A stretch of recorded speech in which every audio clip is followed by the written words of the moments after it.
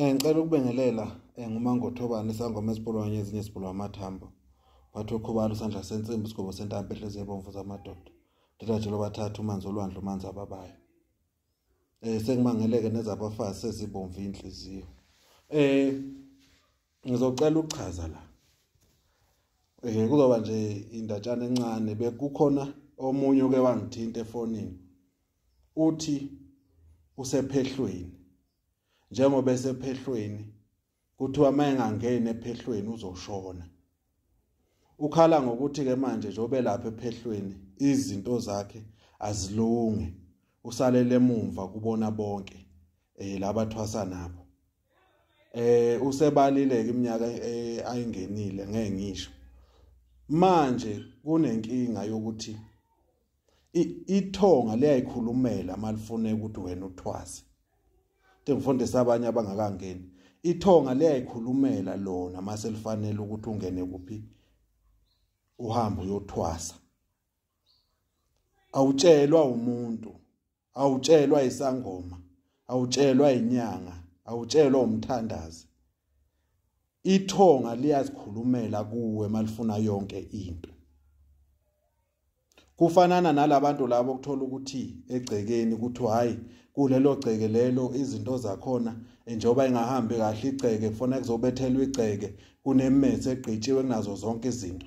Ithonga liyazikhulumela noma selivaliwe ekhaya. Liyasho komunye ngephupho.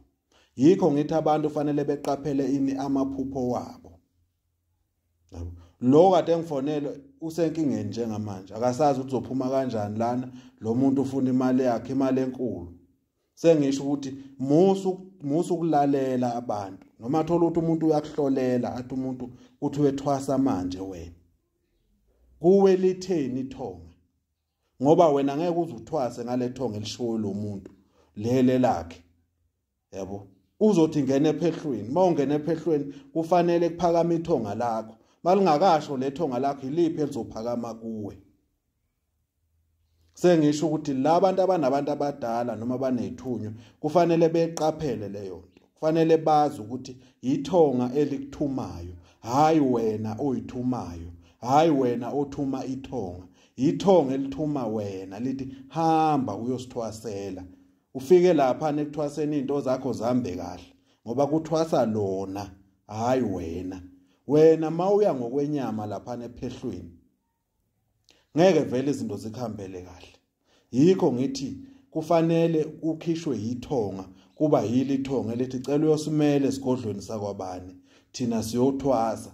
Mase ke liyathwasa ithonga uzobona into zakho izoshesha. Yikho abanye thola ukuthi umuntu uyangena ephehlweni mayengena ephehlweni uphuma kazilutho. Yini ithonga alimthumanga, ithonga lisele emumva yena ugijima phambili.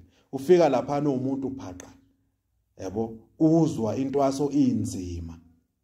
Ngoba manje akulona ithonga elithwasayo.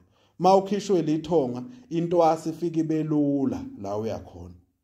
Noma ngathiwa lo muntu unenhliziyo ebukhuni kanjani lona ithonga elikuthume kuye uzofica wena zonke izinto zilula ngoba yini ithonga lakho elikwenzayo.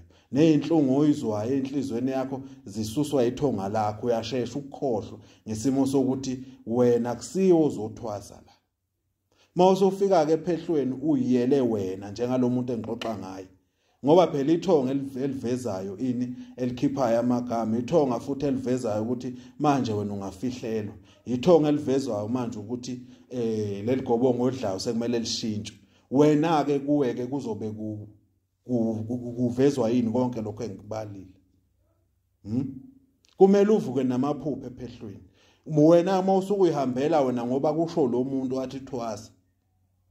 Akushonga ithonga lakho. Ngeke kuhambe kahle lapha. Siyathokoza uMangothobane.